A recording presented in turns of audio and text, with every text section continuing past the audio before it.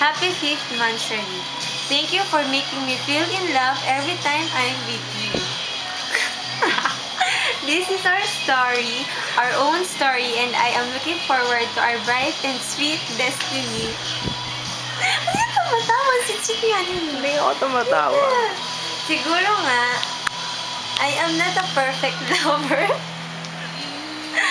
But like what I am saying always to you, I am doing my best to love God and our country. To let you know and feel that you are the only man in my life.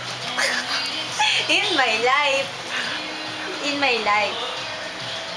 I have my imperfections, and for your delinquencies, yet you accepted me enthusiastically.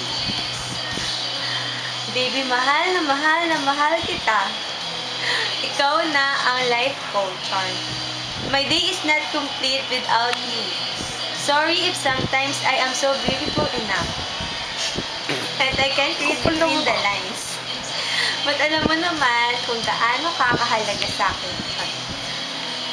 Wala akong ibang dream kundi makita akong masaya. I wanna see your smile the smile in your face always. Ahitan kita ng kilay. Baby, I am always here to help you and support you in your plans and ambitions. I won't leave you alone because you are my love, my darling, my one and only baby.